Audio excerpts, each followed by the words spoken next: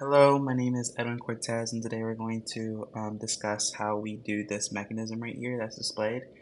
So we have a couple clues on how to approach this, but to start us off, I'm going to write what we have. So I'm going to write this.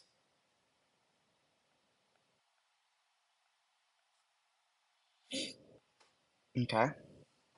So there is going to be an enzyme around here with two residues, aspartate,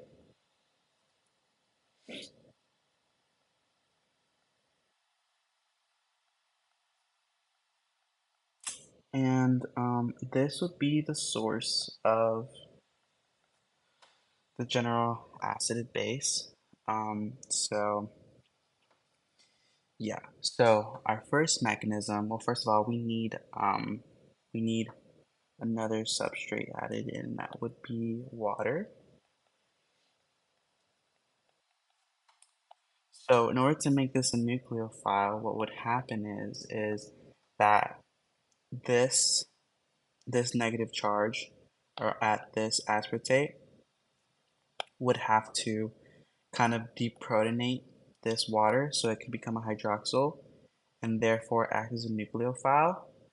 And that nucleophile will attack the electrophilic center, which would then be on this carbonyl group right here.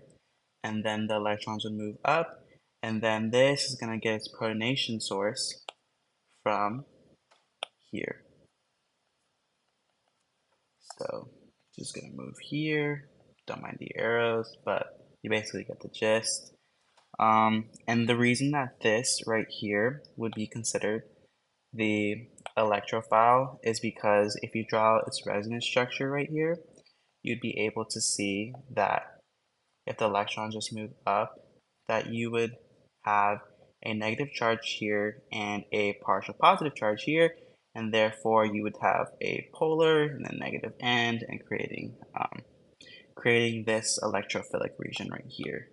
And the reason that this is a nucleophile is because once deprotonated, it's an effective nucleophile. However, a water by itself wouldn't be effective.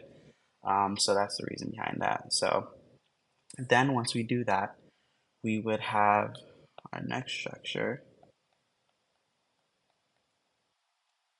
Oops.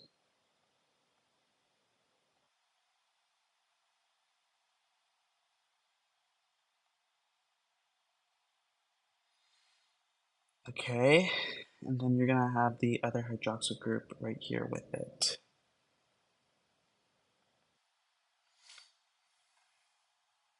Yes. And then we just write our enzyme again, this time with the opposite forms.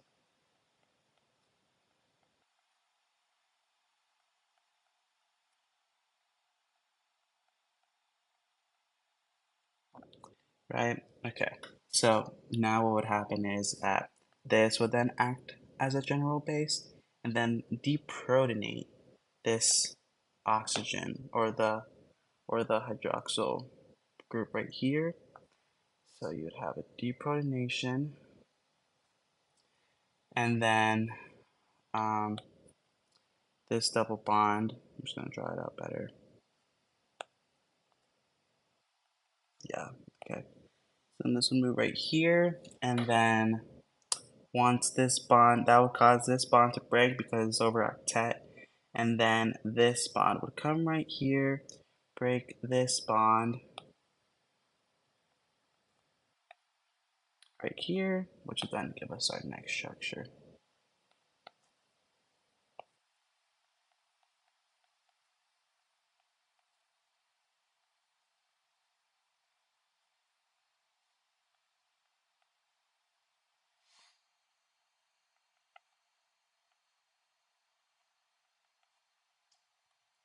Yeah, I'm just gonna move this real quick so I have more space to work with.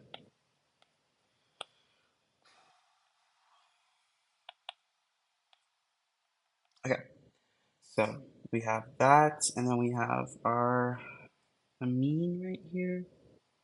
Yep, ready. Okay, So, while this looks at the complete structure, you would see that, hold on a sec. So the enzyme is back to its original state.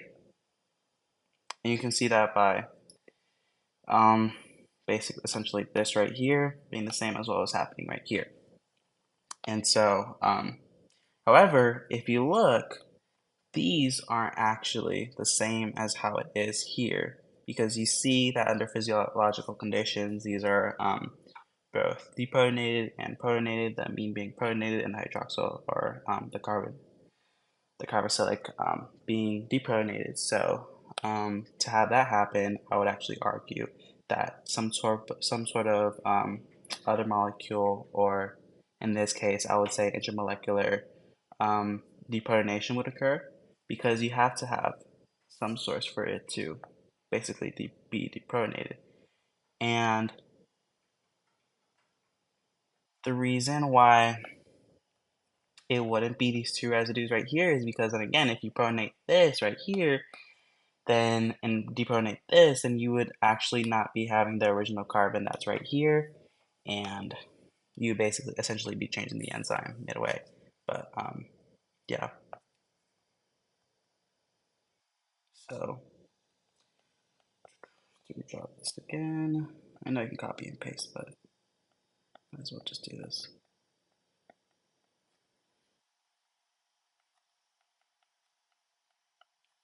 Right? Okay. So this is the structure. This is the structure that we have right here. Now, the substrate that we added was the water, and then we have the general acid and base. So some methodology that we used here was general base, and then this would be the general acid,